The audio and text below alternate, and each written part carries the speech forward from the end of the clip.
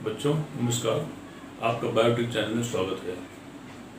तो बच्चों देखिए, विषय है कि आपसे हमने कमेंसेलिन के बारे में डिस्कस किया था कल इसके पहले वाले लेक्चर में।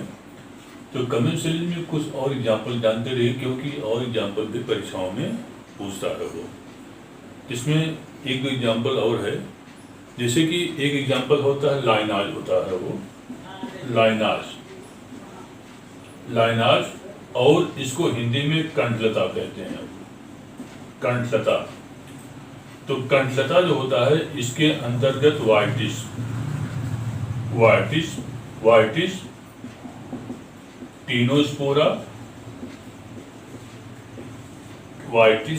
टीनोस्पोरा और नीटम। एक्चुअली क्या होता है कि ये सब जो होता है वाइल्ड प्लांट मानते हैं वो, वाइटिस, टीनोस्पोरा और नीटम जो होता है बच्चों, ये वाइल्ड प्लांट मानते हैं वो। एक्चुअली क्या होता है कि ये पौधे जो होते हैं फिजिकली एक कमजोर होते, वीक होते हैं वो, और जहाँ पर घने जंगल होता है वहाँ पर ये ग्रो करते हैं वो। तो जंगलों में क्या होता है, जब ये ग्रो करते हैं तो जो हायर कैटेगरी वाले प्लांट होते हैं वो, तो उनके सहारे के, उनके कांटेक्ट में तब तक आगे बढ़ते रहते हैं जब तक इन लाइनाज पौधों को सन की लाइट ना मिल जाए जो है वो, तब तक ये आगे जो है सहारे से उनके आगे बढ़ते रहते हैं वो। और जैसे ही इनको सनलाइट मिल जाता है ऊपर तक, तब इन पौधों का माने जो हायर प्लांट पौधे होते हैं उनको कांटेक्ट से हट जाते हैं जो है वो। अब आती है कि जो लाइनाज पौधे हैं इनको इस जो बड़े पौधे से तो लाभ है वो, किंतु जो ये बड़े पौधे होते हैं इस पौधे से न तो कोई लाइनाज से न तो कोई हानि है और न तो कोई लाभ होता है। तो this is also another best example of the commensalism, क्योंकि कमेंसेलिन की डेफिनेशन होती है कि टू लिविंग ऑर्गेनिज्म के बीच में ऐसा इंटरेक्शन जिसमें कि एक को लाभ होता है और एक को न सेकंड से लाभ है और न तो हानि होता है, उसी को क्या कहते हैं, हम कमेंसेलिन कहते हैं। तो लाइनाज इज द अनदर एग्जाम्पल। इसी प्रकार से जब हम एनिमल की बात करते हैं तो इसमें क्या होता है कि एक होता है सकरफिश होता है वो, सकरफिश, और एक होता रेफिश होता है वो, रेफिश। तो रेफिश जो होता है इस साइज में आकार में बड़ी होती है ये फिश होती है, रेफिश होती है साइज में बड़ी होती है वो, और सकर फिश जो होती है साइज में छोटी होती है वो। अब आती है कि जो सकर फिश होता है रेफिश से जो होता चिपक जाती है वो। अब आती है कि रेफिश जो होता आगे आगे बढ़ती हैं और इसके खाने से जो बचा हुआ होता है और वो जो है सकर फिश को मिलता रहता है वो, और बिना किसी प्रॉब्लम के जो है ये जहाँ जाती रहती है वहाँ इनके साथ साथ ये जाती रहती है वो। अब आती है सकर फिश को, माने कि जो सकर फिश चिपकी रहती है इनके बॉडी से, तो सकर फिश को माने सकर फिश से न तो रे फिश कोई लाभ ही है और न तो कोई हानि है, और जबकि रे फिश को जो है वो इससे लाभ ही होता जो है वो।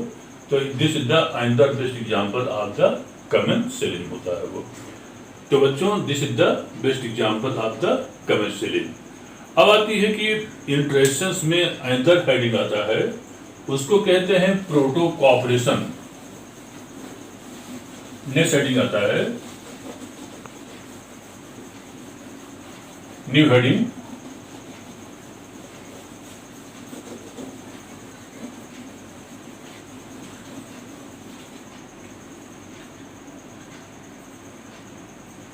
हेडिंग, नंबर 3,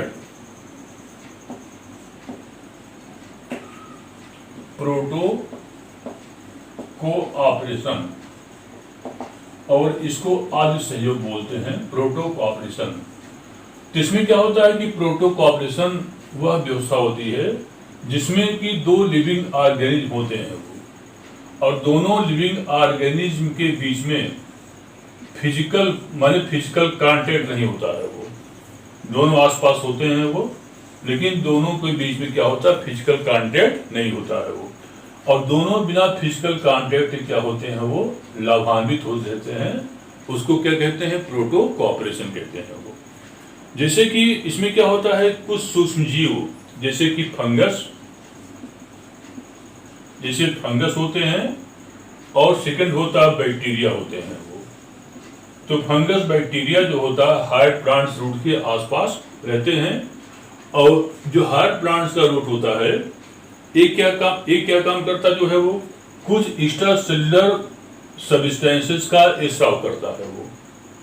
और ये जो सूक्ष्म जीव होते हैं वह इस जो इनऑर्गेनिक सब्सटेंसेस होता है इसको घुलनशील ऑर्गेनिक सब्सटेंसेस में कन्वर्ट कर देता है वो, और इसको सॉइल से ये प्लांट ले लेता है वो, प्लांट ले लेता है।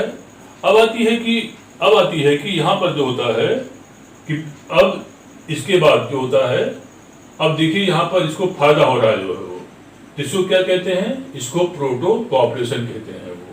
तो मैंने इसमें बिना किसी फिजिकल कॉन्टैक्ट के क्या होते हैं, लाभान्वित होते रहते हैं वो। और इसके बाद फंगस बैक्टीरिया को जो होता है इनडायरेक्ट रूप में जो है फूड को मिलता रहता है इससे, प्लांट से। इसको क्या बोलते हैं, this is the best example of the protocooperation. अब आती है एक टर्म होता है राइजोप्लेन माइक्रोफ्लोरा।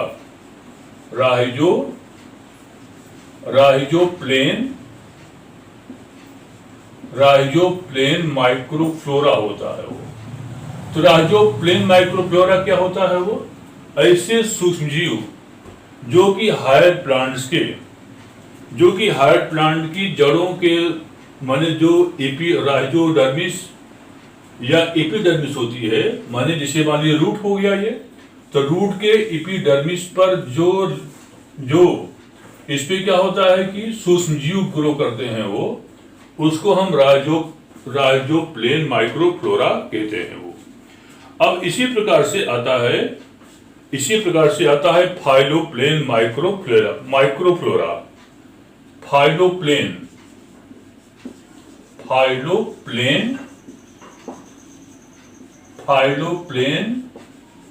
माइक्रोफ्लोरा। तो फाइलोप्लेन माइक्रोफ्लोरा क्या होता है, जैसे मान लीजिए प्लांट की लीफ हो गई जो है वो, तो ऐसे सूक्ष्म जीव जो कि प्लांट के लीफ के सरफेस पर ग्रो करते हैं वो, तो उसको हम फाइलोप्लेन माइक्रोफ्लोरा कहते हैं वो। अब आती है कि अगला होता है, नेक्स्ट होता है फाइलोप्लेन माइक्रोफ्लोरा वो होता है जबकि प्लांट के लीफ की एपिडर्मिस पर सूक्ष्मजीव ग्रो करते हैं वो, उसको हम फाइलोप्लेन माइक्रोफ्लोरा कहते हैं वो। अब आती है अगला होता है फाइलोस्फीयर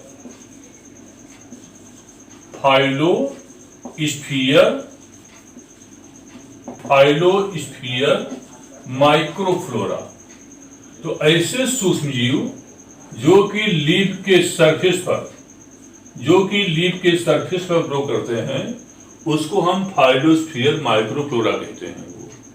माने ऐसे सूक्ष्मजीव जो कि लीफ के सरफेस पर ग्रो करते हैं उसको हम फाइलोस्फीयर माइक्रोफ्लोरा कहते हैं वो। तो अब आती है बच्चों कि these are the best example of the protocooperation होता है वो। तो इतना हमने जो आप बताया है एक पॉजिटिव इंटरेक्शंस होता है वो। अब आती है सेकंड हेडिंग आता है निगेटिव इंटरेक्शंस।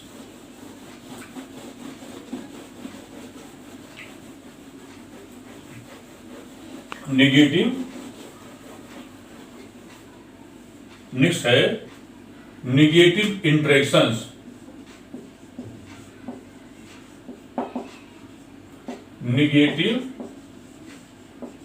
इंटरेक्शंस। और इसकी हिंदी होती है ऋणात्मक प्रक्रिया।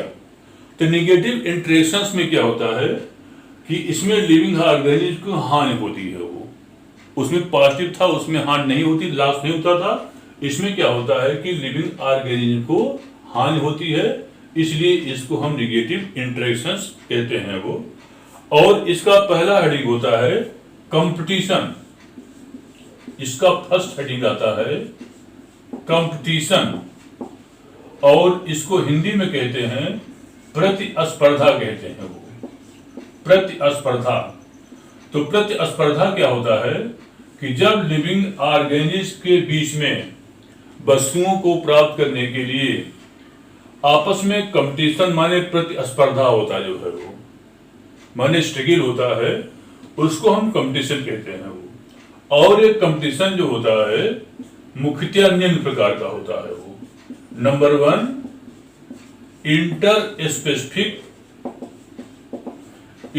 स्पेसिफिक कंपटीशन, और नंबर 2 होता है इंट्रा स्पेसिफिक कंपटीशन। ये मुख्य प्रकार का होता है वो।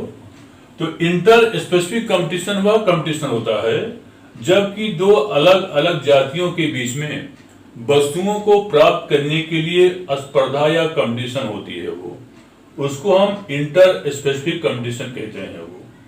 जैसे मान लीजिए कि जो है वो एक टाइगर हो गया और इधर से लायन हो गया जो है वो, और दोनों को अगर नीलगाय माने नीलगाय हो उसको प्राप्त करना जो है वो। अब देखिए दोनों अलग अलग जातियां हैं वो, और नीलगाय को एक खाना चाहती हैं वो। तो अब आती है कि नीलगाय को बाद में खाया जाएगी, पहले दोनों बीच कंपटीशन होगा।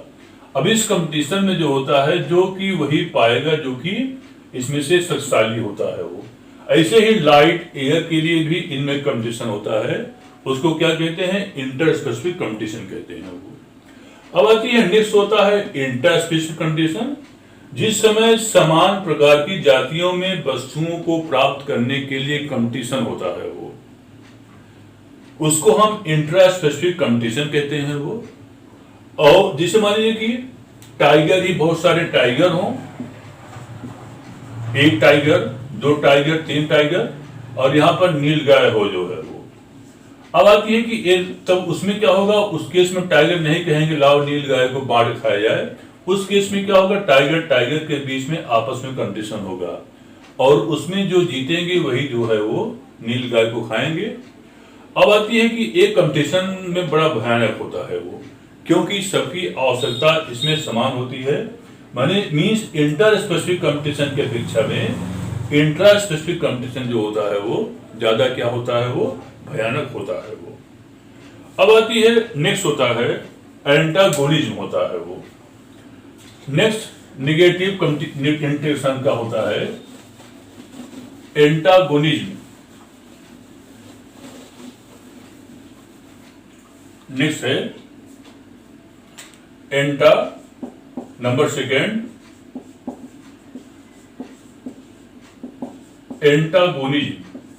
एंटागोनिज्म या इसको कहते हैं एंटागोनिज्म और ये कहलाता है एंटीबायोसिस। तो ये भी कुछ हद तक एंटागोनिज्म और एंटीबायोसिस जो होता है ये कुछ हद तक विरोध की दशा को इंडिकेट ये करता है ये। अच्छा, अब आती है कि इसमें क्या होता है वो कुछ जटिल जीवधारी क्या काम करता है, कुछ जटिल कॉम्प्लेक्स मेटाबॉलिक एक्टिविटीज के द्वारा इसमें क्या होता है कुछ ऐसे विषाक्त सब्सटेंस का एक फॉर्मेशन करता है जो कि किसी दूसरे जीव की वृद्धि को क्या कर देता है, ये रोक देता जो है वो। तो या पूर्ण रूप से या आंशिक रूप से उसकी वृद्धि को क्या कर देता है, ये रोक देता है वो। तो उस कंडीशन को इसको हम एंटागोनिज्म कहते हैं वो। जैसे कि एक होता है पेनिसिलियम, जैसे कि पेनिसिलियम होता है, पेनिसिलियम। तो पेनिसिलियम जो होता है, पेनिसिलियम हो गया। अगला होता है क्लेडोस्पोरियम होता है वो, क्लेडोस्पोरियम। तो ये वास्तव में फंगस, पेनिसिलियम फंगस होता है वो। और ये क्या काम करता है कि यह एंटीबायोटिक के द्वारा जो है वो दूसरे जीवधारियों के वृद्धि को ये क्या काम करता है, स्टॉप कर देता जो है वो। तो this is the example of the antagonism होता है वो। अगला होता है, इसमें क्या होते हैं अगला आता है एलिलोपैथी। एलिलोपैथी होता है वो। तो एलिलोपैथी में क्या होता है कि इस केस में कुछ ऐसे पदार्थों का निर्माण होता है जो कि किसी माने की घुलनशील अवस्था में किसी सीडलिंग की वृद्धि को अगर ये रोक दे जो है वो उस कंडीशन को उसको हम क्या कहते हैं, उसको हम एलिलोपैथी कहते हैं। वो जैसे कि अखरोट माने जो वालनट होता है, वो वालनट जिसको कि अखरोट बोलते हैं, वो ऐसे एक प्लांट जो होता है मेडिकैगो प्लांट होता है, वो मेडिकैगो प्लांट होता है वो। और ये क्या काम करता है कि अगर इसको माने क्या मतलब कि अगर इसको उगाया जाए तो एक कुछ दूसरे पौधों के प्रति क्या काम कर देता जो है ये उसको ये बिल्ट कर देता है। तो बच्चों this is all about the antagonism competition, ये जो कुछ नेगेटिव इंटरेक्शंस के एग्जाम्पल हुए बच्चों जो है वो। अब इसमें आता है थर्ड आता है पैरासिटिज्म, उसको बोलते हैं परजीविता होती है वो, पैरासिटिज्म या परजीविता कहलाता है वो। तो परजीविता में ऐसे जीवधारी आते हैं जिसमें कि क्लोरोफिल का अभाव होता है वो, और इसलिए वह एक दूसरे के ऊपर डायरेक्टली या इनडायरेक्टली जो होता है क्या होते हैं वो डिपेंड होते हैं, उनको हम पैरासाइट्स या परजीवी कहते हैं वो।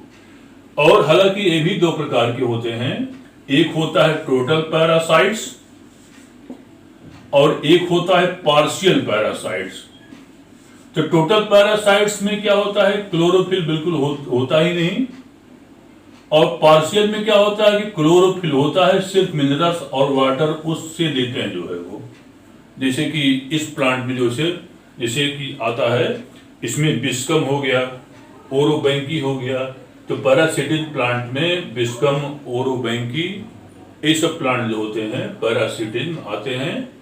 तो ये जो होता है बच्चों ये सब जो बताया गया competition, antagonism, parasitism, these are the example of the negative interactions.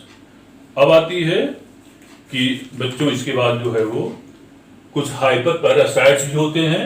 Hyper parasites होते हैं जो कि पैरासाइट्स के ऊपर ही निर्भर होते हैं, उसको हाइपर पैरासाइट्स कहते हैं वो। ये रहा बच्चों इसमें बड़ा इंपॉर्टेंट था जिसको क्या बताया नेगेटिव इंटरेक्शंस। अब इसके बाद आएगा अगला कि कंपटीशन का आएगा जो है, अच्छा वीडियो है उसको आप देखिएगा और शेयर करिएगा। बच्चों धन्यवाद।